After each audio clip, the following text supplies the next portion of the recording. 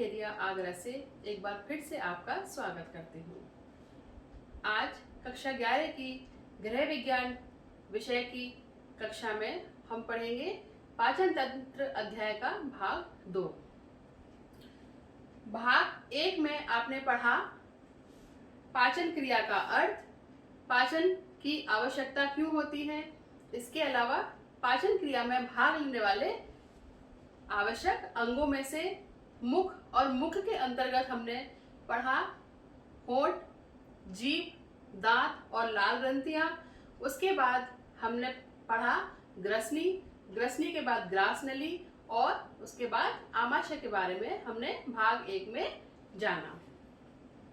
और आज पाचन तंत्र के इस अध्याय के भाग 2 में हम पढ़ेंगे छोटी आंत, बड़ी आंत एवं पाचन क्रिया में सहायक ग्रंथियों में से यकृत, पित्ताशय, अग्न्याशय और प्लीहा के बारे में। छोटी आंत, छोटी आंत की लंबाई लगभग 2.7 मीटर की होती है और इसका मुख्य कार्य भोजन का पाचन होता है। छोटी आंत को हम 3 भागों में बांटते हैं। सबसे पहला पक्वाशय, जिसको कि ड्यूडेनम के नाम से भी जानते हैं। दूसरा मध्यांत्र, जिसको जैजुनम भी कहा जाता है। और तीसरा शोषांत्र, जिसे इलियम भी कहा जाता है। सबसे पहले हम देखते हैं पक्वाशय। आमाशय का जो अंतिम सिरा होता है वहीं से पक्वाशय की शुरुआत हो जाती है। चित्र में हम देख सकते हैं ये आमाशय, और जहां पर ये आमाशय खत्म हो रहा है वहीं से ये वाला जो हिस्सा है ये पक्वाशय कहलाता है। वहीं से ये छोटी आंत का प्रारंभिक हिस्सा शुरू हो जाता है। संपूर्ण छोटी आंत की अपेक्षाकृत पक्वाशय थोड़ी मोटी और अकुंडलित होती है और इसकी लंबाई लगभग 15 सेंटीमीटर होती है। पक्वाशय में 2 प्रकार की जो स्राव हैं वो इसमें आते हैं। सबसे पहला यकृत, यकृत से निकलने वाला पित्त रस, जो कि पित्त वाहिनी के द्वारा आता है पक्वाशय में। और इसके अलावा दूसरा अग्न्याशिक रस, जो कि अग्न्याशय ग्रंथि के द्वारा स्राव होता है और यह भी छोटी आंत में आकर भोजन के पाचन में सहायता प्रदान करता है। इसके बाद दूसरा मध्यांत्र, यह अपेक्षाकृत पतली और कुंडलित होती है और यह भी भोजन के पाचन में सहायता प्रदान करती है। यदि हम अनुप्रस्थ काट देखें छोटी आंत की तो हमें कुछ इस प्रकार की संरचना दिखाई देती है। इसमें अनेक प्रकार के वृत्ताकार स्तर पाए जाते हैं, जिसकी वजह से अवशोषण की क्षमता 7 से 8 गुना बढ़ जाती है। और इसकी जो भीतरी झिल्ली है, जो इसकी आंतरिक संरचना है, उसमें हम देख सकते हैं कि इसमें अनेक प्रकार की रुधिर वाहिनियां, लसिका वाहिनियां और इनकी जो कोशिकाएं होती हैं वह अवशोषी होती हैं, जो कि भोजन में उपस्थित पोषक तत्वों को अधिकतम मात्रा में अवशोषण करके और फिर संपूर्ण शरीर के हर अंग प्रत्यंग तक पहुंचा दी जाती हैं। छोटी आंत के बाद अब हम आते हैं बड़ी आंत पर। छोटी आंत का अंतिम सिरा बड़ी आंत में आकर खुलता है। बड़ी आंत की लंबाई लगभग 3 मीटर होती है और ये मुख्य रूप से 3 प्रकार की होती है: सीकम, बृहदांत और मलाशय। सबसे पहला जो भाग होता है, आरंभिक भाग बड़ी आंत का, वह सीकम कहलाता है। चित्र में यहाँ हम देख सकते हैं ये आरंभिक हिस्सा बड़ी आंत का, जो कि अपेक्षाकृत थोड़ा मोटा होता है, यह सीकम कहलाता है। और सीकम के पास ही किनारे से लगभग 10 से 15 सेंटीमीटर की एक कठोर भाग निकला हुआ रहता है, जिसे कि अपेंडिक्स कहते हैं, जो कि इसका अवशोषी अंग होता है। लेकिन कई बार एक जैसा भोजन खाने से या लगातार कब्ज रहने से यह अंग कुछ बढ़ जाता है, जिसकी वजह से पेट में दर्द का एहसास होता है और धीरे धीरे करके ये एक रोग का रूप ले लेता है, जिसे अपेंडिसाइटिस कहते हैं। जो प्रारंभिक हिस्सा है सीकम, इसका मुख्य कार्य इसके अंदर उपस्थित जो श्लेष्मिक झिल्लियां होती हैं वह भोजन को लसलसा बनाती हैं।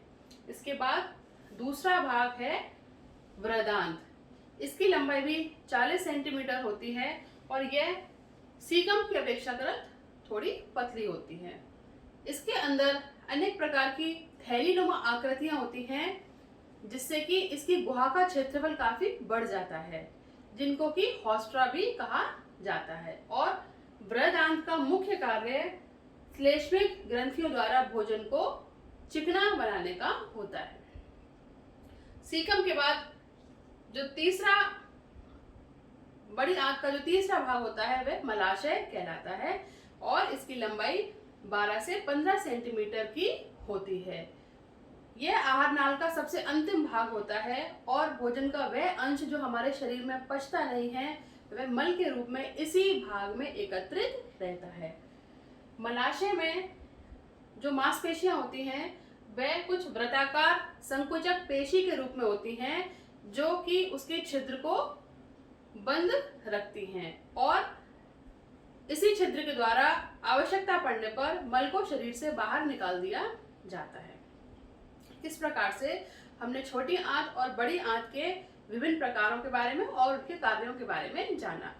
अब हम देखते हैं कि पाचन क्रिया में अपना महत्वपूर्ण योगदान देने वाली और कौन सी ग्रंथियां हैं जो कि अपना योगदान देती हैं। सबसे पहले आता है यकृत। यह एक भूरे रंग की ग्रंथि होती है और इसका भार लगभग 1.5 किलोग्राम होता है और भोजन को पचाने में इसका बहुत महत्वपूर्ण योगदान होता है। यदि हम इसके चित्र को देखें तो कुछ इस तरह से इसकी संरचना होती है, जिसमें कि ये पूरा हिस्सा जो दिखाई दे रहा है ये यकृत और लाल रंग की एक पत्तीनुमा आकृति जो यकृत के पास स्थित होती है यह पित्ताशय कहलाता है। यकृत में पित्त रस बनता है जो कि पित्ताशय के द्वारा छोटी आंत में पहुंचा दिया जाता है। छोटी आंत का जो सबसे प्रारंभिक हिस्सा है जिसको कि ग्रहणी या डियोडिनम भी कहते हैं, उसमें जाकर ये नलिका खुलती है और पित्त रस का स्राव करती है। यकृत के पास में ही एक पत्तीनुमा आकृति जो कि छोटी आंत में बंधे रूप में होती है, जिसका मुख छोटी आंत की तरफ होता है, वह अग्नाशय कहलाती है। अब हम देखते हैं कि यकृत के कौन कौन से मुख्य कार्य हैं जो कि भोजन के पाचन में अपना सक्रिय योगदान देते हैं। यकृत के कार्यों में सबसे पहले आता है पित्त रस का स्राव। यकृत में पित्त रस का स्राव होता है, जिसकी सहायता से लाइपेज नामक एंजाइम वसा पर अपनी प्रतिक्रिया कर पाता है और वसा को वसीय अम्लों में विघटित कर पाता है। इसके बाद दूसरा जो यकृत का कार्य है वो है ग्लाइकोजन का संग्रह। जब शरीर में आवश्यकता से अधिक ग्लूकोज एकत्रित हो जाता है तो वह ग्लाइकोजन के रूप में यकृत में स्टोर कर लिया जाता है और आवश्यकता होने पर वह पुनः ग्लूकोज के रूप में उसको परिवर्तित करके वो शरीर को वापस भेज देता है। तीसरा है यूरिया का निर्माण। यकृत में अमोनिया को यूरिक और यूरिक एसिड में परिवर्तित करके रक्त परिसंचरण तंत्र के द्वारा वृकों में या किडनी में पहुंचा दिया जाता है, जहां से कि उत्सर्जी पदार्थों के रूप में वह शरीर से बाहर निकाल दिया जाता है। इसके बाद आता है लाल रक्त कणिकाओं का निर्माण। यकृत में क्षतिग्रस्त लाल रक्त कणिकाओं का विघटन करके नवीन लाल रक्त कणिकाओं का निर्माण भी किया जाता है। इसके बाद नेक्स्ट आता है फाइब्रिनोजन का निर्माण। फाइब्रिनोजन नामक प्रोटीन का निर्माण भी यकृत करने में सहायक होता है, जो कि रक्त को थक्का जमाने में सहायता प्रदान करती है। इसके अलावा सोडियम कार्बोनेट का निर्माण, यह एक प्रकार का क्षारीय पदार्थ होता है जो कि यकृत बनाता है। इसके कारण छोटी आंत में पाचक रसों के पाचन में आसानी रहती है और जो पाचक रस है वो आसानी से छोटी आंत में पाचन की क्रिया को संपन्न कर पाते हैं। इसके बाद आता है हेपेरिन का निर्माण।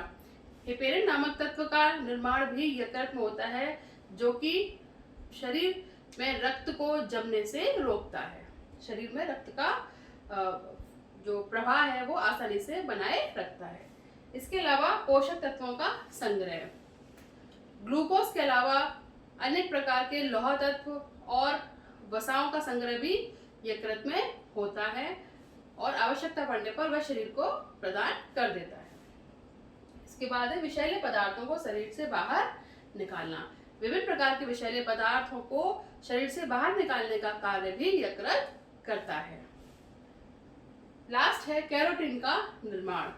कैरोटीन का निर्माण भी यकृत में होता है, जो कि बाद में विटामिन ए में परिवर्तित हो जाता है।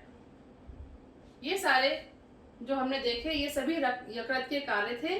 अब इसके बाद हम पाचन में सहायक दूसरी ग्रंथि के बारे में बात करेंगे, जो कि पित्ताशय है। पित्ताशय यकृत के पास ही स्थित एक ग्रंथि होती है, जो कि देखने में बिल्कुल मांस और तंतुओं के बने थैले के समान दिखाई देती है। यहाँ चित्र में हम देख सकते हैं कि नाशपाती जैसा इसका आकार होता है और इसका जो चौड़ा भाग होता है वो यकृत की तरफ होता है। इसमें से जो पतली सी ये नलिकाएं दिखाई दे रही हैं, ये पित्त वाहिनी कहलाती हैं, जो कि पित्त रस को ले जाती हैं और यहाँ छोटी आंत में खुलती है, जहां पर कि पित्त रस का स्राव हो जाता है। पित्त रस में 97% जल और 3% ठोस पदार्थ उपस्थित रहते हैं, जिनमें कि sodium glycolate, cholesterol, lecithin, calcium और मैग्नीशियम आदि होते हैं। मुख्य कार्य पित्त रस जो कि यकृत में बनता है उसको छोटी आंत तक पहुंचाने का कार्य पित्ताशय और पित्त वाहिनी के द्वारा किया जाता है। इसके अलावा दूसरी जो ग्रंथि है जो पाचन में अपना महत्वपूर्ण योगदान देती है वह अग्नाशय। अग्नाशय यहाँ हम चित्र में देख सकते हैं, यह एक पिस्तौल की भांति इसकी आकृति होती है, जिसका चौड़ा भाग छोटी आंत के पक्वाशय वाले भाग में खुलता है और इसके बीच में ये वाहिनियां हैं जो कि अग्न्याशय रसों को छोटी आंत में पहुंचाने का कार्य करती हैं। 3 प्रकार के मुख्य रूप से एंजाइम्स अग्न्याशय से स्रावित होते हैं, जो कि विभिन्न पोषक तत्वों पर अपनी प्रतिक्रिया करते हैं। सबसे पहला है एमाइलोप्सिन, जो कि भोज्य पदार्थ में जो उपस्थित कार्बोहाइड्रेट या जो स्टार्च होती है उस पर अपनी प्रतिक्रिया करते हैं और उसको वो सरलतम रूप में शर्करा में परिवर्तित कर देते हैं। दूसरे एंजाइम्स जो अग्न्याशय में स्रावित होते हैं अग्न्याशय के द्वारा, वह है ट्रिप्सिन, जो कि प्रोटीन पर अपनी प्रतिक्रिया करते हैं और उनको सरलतम रूप पेप्टोन्स में बदल देते हैं। तीसरा लाइपेज, जो कि वसा पर अपनी प्रतिक्रिया करते हैं और उनको वसीय अम्लों में परिवर्तित कर देते हैं। पाचन क्रिया में अपना योगदान देने वाली एक और ग्रंथि जिसका नाम है प्लीहा। प्लीहा आमाशय के बाईं ओर और अग्नाशय के दाईं ओर स्थित एक छोटी सी ग्रंथि होती है, जो कि देखने में सेम के बीज के समान होती है और इसका रंग कुछ बैंगनी जैसा होता है तथा छूने पर यह चिपचिपी और एकदम मुलायम जैसी ग्रंथि दिखाई देती है। अगर इनको कार्यों को देखें तो यह आमाशय व आंतों को उनकी क्रियाशील अवस्था में रक्त प्रदान करती है।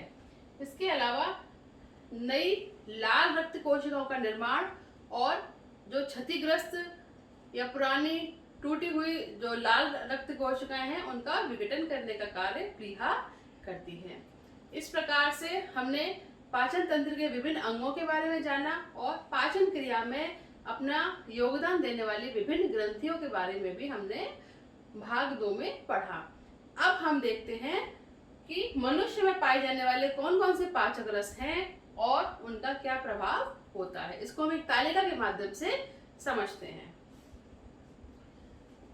सबसे पहले जो पाचक ग्रंथि है लार, और वह लार रस का स्रावन करती है जिसमें कि टाइलिन नामक एंजाइम पाया जाता है और जिस जगह ये अपनी प्रतिक्रिया करती है वह मुख गुहा होती है, जहां पर कि भोजन में उपस्थित कार्बोहाइड्रेट पर टाइलिन नामक एंजाइम अपना असर करता है, अपना प्रभाव डालता है, यानी कि कार्बोहाइड्रेट का पाचन मुख से ही आरंभ हो जाता है। इसके बाद दूसरा जठर ग्रंथियां जो कि जठर रस का स्रावण करती हैं, और इनमें जो एंजाइम्स होते हैं या जिन एंजाइम के साथ ही मिलकर क्रियाशील होती हैं वे पेप्सिन और रेनिन होते हैं, जो कि आमाशय में अपना कार्य करते हैं। और जिस पोषक तत्व पर ये प्रतिक्रिया करते हैं वे प्रोटीन, दूध और वसा, इन 3 पोषक तत्वों पर ये अपना कार्य करते हैं। इसके अलावा यकृत से पित्त रस का स्राव होता है, जो कि छोटी आंत का जो डियोडेनम वाला या ग्रहणी वाला भाग है वहां पर अपना कार्य करता है, और वसा के पाचन में, अन्य पोषक तत्वों के पाचन में इसका योगदान होता है। इसके बाद आते हैं अग्न्याशय। अग्न्याशय से अग्न्याशक रस स्रावित होते हैं, और जो एंजाइम्स उसमें पाए जाते हैं उनके नाम है ट्रिप्सिन, लाइपेज और एमाइलेज। ये भी छोटी आंत के डियोडेनम या ग्रहणी वाले भाग में जाकर अपना श्रावण करते हैं, जो कि भोजन के विभिन्न अवयवों को पचाने में सहायक होते हैं। इसके बाद आंत्र ग्रंथि, यानी कि आंतों की जो ग्रंथियां होती हैं उनसे भी एक स्राव होता है, जिसको कि आंत्र रस कहा जाता है, और इनमें जो एंजाइम्स पाए जाते हैं वो एरेप्सिन, मॉल्टेज, लैक्टेज और सुक्रेज होते हैं, जो कि छोटी आंत में अपना कार्य करते हैं, और प्रोटीन के अधपचे अवयव पर ये अपनी प्रतिक्रिया करते हैं। इस प्रकार से इस तालिका के माध्यम से हमने जाना कि हमारे शरीर के पाचन तंत्र के विभिन्न अंगों के द्वारा कौन कौन से एंजाइम स्रावित होते हैं, और वो किस प्रकार के भोजन पर अपनी प्रतिक्रिया करते हैं तथा कहाँ पर वो अपनी प्रतिक्रिया करते हैं। इसके बाद अब हम देखते हैं सामान्यतः जो भोजन हम ग्रहण करते हैं वो मुख के बाद ग्रसनी और ग्रास नली से होता हुआ आमाशय में जाता है। आमाशय में वह भोजन लगभग 4 से 5 घंटे तक रहता है, और उसके बाद 4 से 5 घंटे के बाद आंशिक रूप से पाचन होने के पश्चात वह छोटी आंत में उसको आगे अग्रसारित कर दिया जाता है। छोटी आंत में भी भोजन लगभग 4 से 5 घंटे तक रहता है। उसके बाद बड़ी आंत, और अवशोषण छोटी आंत में होने के बाद जो बिना पचा हुआ भोजन है या जो अवशिष्ट हमारे शरीर का जो मल के रूप में एकत्रित हो जाता है वह बड़ी आंत के द्वारा बाहर निकाल दिया जाता है। हमने अक्सर देखा है कि जब हम सुबह सोकर उठते हैं तो उस समय हमारा आमाशय बिल्कुल खाली होता है, क्योंकि जो भोजन में रात्रि को किया था वो लगभग 8-10 घंटे में आमाशय और छोटी आंत से गुजरता हुआ बड़ी आंत पे पहुंच जाता है। सुबह जो हम भोजन ग्रहण करते हैं, जब नाश्ता करते हैं, तो नाश्ते के खाने के बाद के जो 4 घंटे होते हैं तब तक वह भोजन हमारे आमाशय में रहता है। आमाशय में उसका आंशिक रूप से पाचन होता है, लेकिन 4-5 घंटे बाद वह आमाशय से आगे निकलकर छोटी आंत में पहुंच जाता है, और फिर हमें पुनः भूख लगने लगती है। यानी कि 5-6 घंटे बाद जैसे ही हमारा पेट खाली होता है हमें फिर से भूख अपने आप लगने लगती है। और इसी प्रकार से जो भोजन हम सुबह नाश्ते में खाते हैं या जो भोजन हम सुबह के समय खाते हैं, नाश्ता जो हम खाते हैं, वह लगभग दोपहर को 2 बजे तक हमारे आमाशय को खाली कर चुका होता है, और दोपहर को 2 बजे हमें पुनः भूख लगाती है। जो नाश्ता हमने सुबह खाया था प्रातः काल में, वह दोपहर तक हमारी छोटी आंतों में पहुंच जाता है, और रात्रि तक आते आते वह और आगे बढ़ जाता है। इस तरह से भोजन हर 2 घंटे बाद, हर 3 घंटे बाद हमारे आमाशय को कुछ न कुछ खाने की आवश्यकता महसूस होती है। इसीलिए कहा भी जाता है कि बहुत लंबे समय तक भूखा नहीं रहना चाहिए, क्योंकि हमारे जो पाचन तंत्र से विभिन्न अंगों से स्रावित होने वाले जो एंजाइम्स हैं उनको प्रतिक्रिया करने के लिए हमारे शरीर में, हमारे आमाशय में भोजन का होना अति आवश्यक होता है। अगर लंबे समय तक हम भूखे रहते हैं, कई बार व्रत में या किसी और कारणों से जब हम लंबे समय तक भूखे रहते हैं, तो उस स्थिति में हमारे शरीर में नकारात्मक प्रभाव उत्पन्न होने लगते हैं। इसीलिए हर 2 या 3 घंटे बाद हमें हल्का, सुपाच्य, जल्दी पचने वाला भोजन खाते रहना चाहिए। इसके अलावा अब हम बात करते हैं, जैसा कि हमने पहले भाग में भी बताया था, कि ऐसी कौन सी बातें हैं जिनको ध्यान रख के हम अपने पाचन तंत्र को स्वस्थ और अधिक क्रियाशील बना सकते हैं। क्योंकि पाचन तंत्र यदि हमारा सही है तो हमारे शरीर के बाकी सारे तंत्र भी स्वतः ही सही और अपनी क्रियाशीलता को अच्छे से बनाए रखेंगे। जैसे गरिष्ठ भोजन ना खाकर हमें हल्का सुपाच्य भोजन खाना चाहिए, और वसा या चिकने वाला भोजन जब हम ज्यादा ग्रहण कर लेते हैं तो वो आमाशय में बहुत समय तक 5-6 घंटे तक रहता है। जैसा कि हमने अभी बताया भी था कि आमाशय में केवल प्रोटीन का पाचन होता है, क्योंकि जो आमाशय से निकलने वाला जठर रस है वो प्रोटीन पर अपनी प्रतिक्रिया करता है। आमाशय में वसा जो या चिकनाई वाला हमने भोजन खाया है वो आमाशय में बहुत देर तक पचता नहीं है। इसीलिए हमें अक्सर जब कुछ हम गरिष्ठ भोजन खा लेते हैं मसालेदार, तो बहुत समय तक हमें भूख नहीं लगती है। ये इसी कारण से होता है। इसके अलावा हरी पत्तेदार सब्जियां, फल और दूध, दही, इनका हमें अपने भोजन में समावेश अवश्य करना चाहिए, क्योंकि ये शरीर को ऊर्जा और शरीर को सुरक्षा प्रदान करने वाली होती हैं।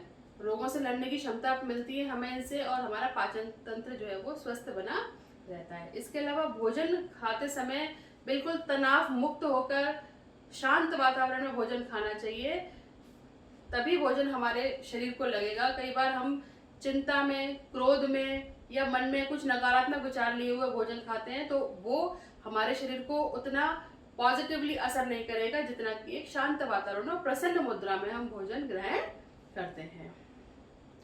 इस प्रकार हमने पाचन तंत्र के विभिन्न अंगों के बारे में जाना और पाचन क्रिया में सहायक विभिन्न महत्वपूर्ण ग्रंथियों के बारे में जाना, जो कि भोजन को पचाने, भोजन के अवशोषण में और भोजन के स्वांगीकरण में अपना महत्वपूर्ण योगदान देती हैं। प्रथम भाग में हमने ये भी पढ़ा था कि भोजन को हम ग्रहण करते हैं, और भोजन जब हम मुख में ग्रहण करते हैं तो मुख में दांत, जीभ, लाल ग्रंथियां, होठ, ये सभी मिलकर भोजन पर अपना कार्य करते हैं और भोजन को लुगदी के रूप में अच्छे से उसको मुलायम लुगदी के रूप में उसको आगे ग्रसनी में भेज देते हैं, और ग्रास नली के द्वारा भोजन आमाशय में आ जाता है। आमाशय में भी पाचन की प्रक्रिया होती है, और परंतु हमने ये जाना कि आमाशय में केवल आंशिक रूप से पाचन होता है। सर्वाधिक पाचन भोजन का छोटी आंत में होता है, जिसमें कि पित्त रस के द्वारा और अग्न्याशिक रस के द्वारा और आंतरिक रस के द्वारा। अर्थात जो छोटी आंत होती है उसमें यकृत में बना हुआ पित्त रस जो कि पित्त वाहिनी के द्वारा पहुंचाया जाता है, और अग्नाशय में बने हुए 3 प्रकार के रस जो कि अग्न्याशिक नली के द्वारा, वाहिनी के द्वारा छोटी आंत में पहुंचाए जाते हैं। और आंतों का जो अपना स्राव होता है, ये सारे के सारे एंजाइम्स मिलकर आंतों में इकट्ठा होते हैं, और आंतों में ही भोजन के ज्यादातर सर्वाधिक पाचन और अवशोषण की प्रक्रिया होती है। आंतों की संरचना इस प्रकार की होती है कि उनमें विभिन्न प्रकार के जैसे गैप होते हैं, जिनको कि रसांकुर भी कहा जाता है, जिसमें कि रुधिर वाहिनियां, नलिकाएं फैली हुई होती हैं, जिनमें कि भोजन के पोषक तत्वों को वो वहां से लेकर शरीर के हर प्रत्यंग में, हर अंग में पहुंचा दी जाती है और हमें ऊर्जा मिल जाती है। इसे अक्सर हमने ये देखा है कि जो भोजन हम खाते हैं, भोजन खाने के आधा घंटे 1 घंटे बाद ही हमारे शरीर में एक ऊर्जा की वृद्धि हो जाती है और हम फिर से पहले जैसे ऊर्जावान हो जाते हैं। कार्यों को करने की एनर्जी और शक्ति हमारे अंदर आ जाती है। वो इसी कारण से होता है कि जो भोजन हम ग्रहण करते हैं वो धीरे धीरे उसका पाचन, उसका अवशोषण हमारे शरीर में होने लगता है, और ये निरंतर चलने वाली प्रक्रियाएं हैं जो कि हमारे शरीर में स्वतः ही होती रहती हैं। छोटी आंत में भोजन का पाचन और अवशोषण होने के बाद और भोजन को फिर बड़ी आंत में आगे पहुंचा दिया जाता है, जहां से कि पानी का अवशोषण हो जाता है और मल के रूप में मलाशय में पहुंचकर वह शरीर से बाहर निकाल दिया जाता है। यह पूरी प्रक्रिया भोजन के पाचन की पाचन तंत्र के अंतर्गत होती है। और इस प्रकार से यह अध्याय हमारा यही समाप्त होता है। आशा करती हूँ कि आपको पाचन तंत्र का प्रथम और दूसरा द्वितीय भाग दोनों अच्छे से समझ में आ गए होंगे। यदि आपको यह भाग अच्छे से समझ में आया है तो मैं आपको कुछ गृह कार्य दे रही हूँ और आशा करती हूँ कि इनके उत्तर आप स्वयं ही ढूंढने का प्रयास करेंगे। सबसे पहला प्रश्न, अग्न्याशय से स्रावित होने वाले एंजाइम के नाम लिखिए। दूसरा, यकृत का भोजन के पाचन में क्या योगदान है। तीसरा प्रश्न, भोजन का अवशोषण किस अंग में ज्यादा होता है या किस अंग में होता है। प्रश्न नंबर 4, पित्ताशय के मुख्य कार्यों के बारे में बताइए। धन्यवाद।